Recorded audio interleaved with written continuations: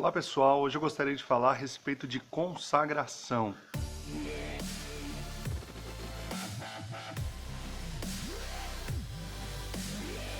Eu gostaria de falar a respeito de 5 aspectos da consagração. Mas antes nós precisamos entender o que significa essa palavra. Nós podemos dizer que consagração significa entregar-se a Deus, significa dedicar-se a Deus. Por exemplo, quando nós dizemos que um jogador de futebol, um médico é consagrado à sua profissão, nós estamos querendo dizer que ele se entregou por inteiro àquilo. E muitos de nós temos um conceito equivocado de consagração. Nós pensamos que a consagração ela é baseada em um legalismo, no qual nós temos que orar o dia inteiro, ler a Bíblia o dia inteiro, do contrário, nós não somos consagrados.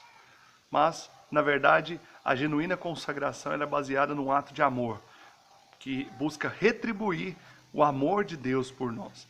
Ao olharmos para a vida de um dos principais personagens da Bíblia, que foi o apóstolo Paulo, nós vemos que ele era alguém altamente consagrado a Deus. Mas o apóstolo Paulo foi alguém que entendeu que a sua consagração era baseada na graça de Deus acima de tudo. Porque a Bíblia diz que antes ele era perseguidor do Evangelho, mas a partir do momento que ele entendeu, né, a graça e o amor de Cristo, imediatamente ele começou a pregar o Evangelho. Lá em Atos capítulo 20, versículo 24, ele diz que em nada se glorie na sua vida, a não ser pregar o Evangelho e dar testemunho, né, desse Evangelho da graça de Deus. Por que o apóstolo Paulo diz isso?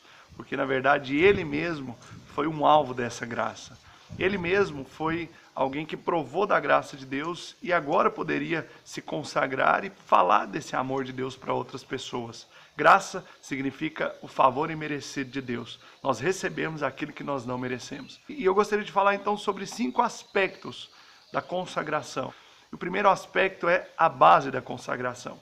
Qual que é a base? Por qual razão? Qual que é o alicerce da nossa consagração? Nós podemos dizer que a base da consagração é a compra. Mas que compra é essa? Foi a compra de Jesus, né, na cruz do Calvário das nossas vidas. A palavra de Deus diz que quando Jesus morreu na cruz, ele nos comprou pelo seu precioso sangue. Ele pagou com o seu sangue o preço que eu e você deveríamos pagar. Então, quando ele se entregou naquela cruz, ele estava dizendo em outras palavras: eu pago o preço pelos meus filhos. Então, cada coisa vale o preço que se paga por elas. Se você compra um carro, você vai poder usufruir daquele carro e você sabe que o preço dele talvez tenha sido um preço alto muitas vezes. Mas não há nada que se compare ao preço que foi pago na cruz do Calvário. Dessa forma, você hoje precisa se entregar completamente a Deus, porque você entende que Jesus pagou um alto preço pela sua vida. Você entende que Jesus se entregou primeiro por você e ele te comprou naquela cruz. Hoje nós não somos mais nossos, né? Nós não somos mais os donos da nossa vida.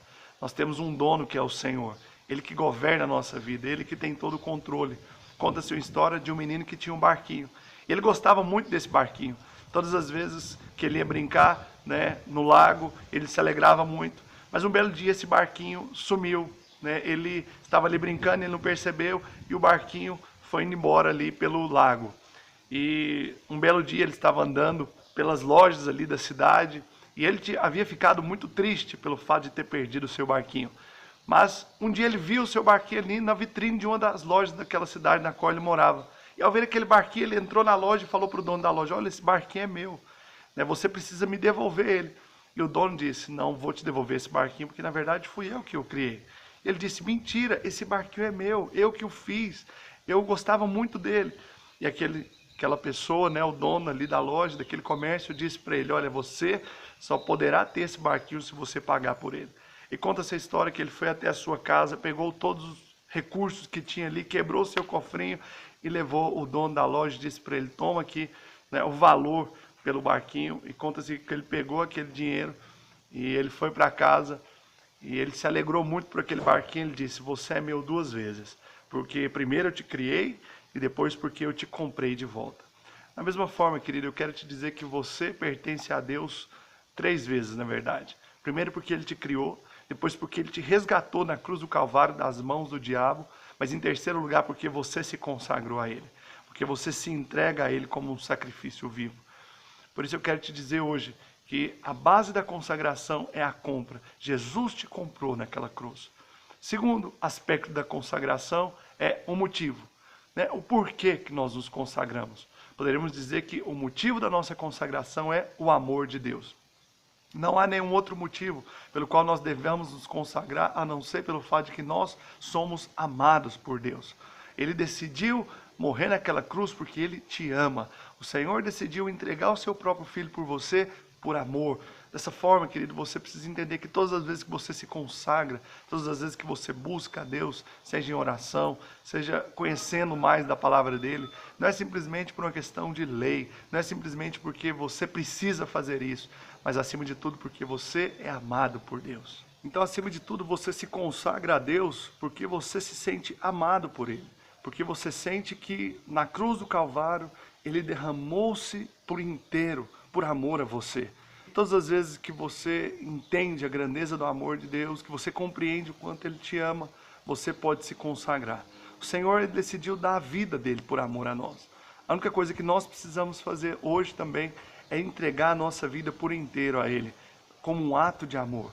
A nossa motivação ao nos consagrarmos a Deus precisa ser, primeiramente, o fato de que nós entendemos que somos amados, mas também o fato de que nós queremos retribuir o grandioso amor com que Ele nos amou.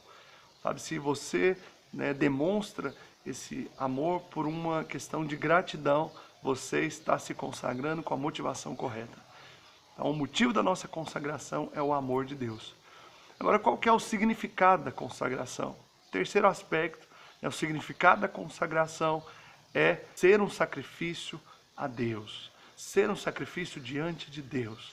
No Antigo Testamento eram sacrificados animais ali que representavam uma oferta das pessoas a Deus pelos seus pecados ou por um ato de consagração.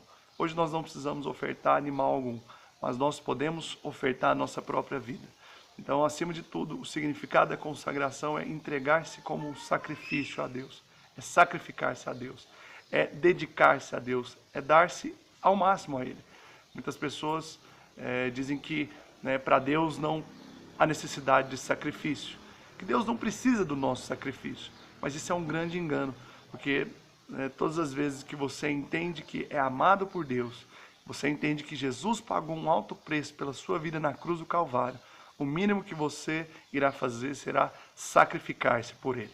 E eu acredito que se você ama Ele, se você entender o propósito dEle, você vai dar o seu melhor. Você não vai se deter. Você vai procurar viver a sua vida numa inteira consagração a Deus, porque você entendeu o quanto Ele te ama e o quanto Ele espera que você o sirva com amor, o sirva de uma forma consagrada.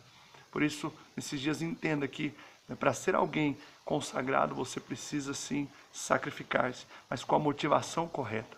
Não com a motivação de alguém que quer simplesmente cumprir um ritual ou uma lei, mas daquele que entende que foi muito amado por Deus. E o último aspecto da consagração é o alvo. Qual é o alvo da consagração? Podemos dizer que seja servir a Deus. O alvo da consagração é você servi-lo, é você fazer a vontade de Deus, é você se envolver no projeto de Deus que é a igreja. A igreja é o propósito eterno de Deus, que se concluirá na Nova Jerusalém, onde os eleitos estarão com Cristo. Sabe, hoje você precisa decidir servi-lo. Talvez você que está vendo esse vídeo é alguém que até faz parte da igreja, alguém que vive e congrega em algum lugar, que vive a vida cristã, mas ainda não decidiu servir a Ele, não se decidiu por fazer a vontade dEle por inteiro. Por isso eu queria te convidar hoje a tomar uma decisão na sua vida, a servir a Deus com todo o seu ser, com toda a sua vida, a gastar o seu tempo, suas energias, o seu dinheiro, tudo que você tem em prol da causa do Evangelho. Porque há muitas vidas que precisam conhecer a palavra de Deus, há muitas vidas que necessitam de uma palavra de consolo, uma palavra de ânimo, muitas pessoas que estão hoje à espera, à busca de um milagre, à busca de uma mudança para as suas próprias vidas, mas só Deus pode mudar o ser humano. A política não pode mudar ninguém, um homem não pode mudar ninguém também, mas Deus pode mudar. Deus pode mudar qualquer coisa. Deus é um Deus de milagres. Por isso, querido, eu quero te convidar a você fazer parte desse projeto celestial que é a causa do Evangelho, que é a igreja, que é servir a Deus, que é levar vidas à conversão, que é auxiliar onde você está. E dessa forma você será alguém consagrado. Se você gostou desse vídeo, deixa um gostei aqui embaixo, se inscreva no nosso canal. Eu tenho certeza que cada uma dessas palavras que nós ministramos aqui podem edificá-lo grandemente e que Deus te abençoe tremendamente nesses dias.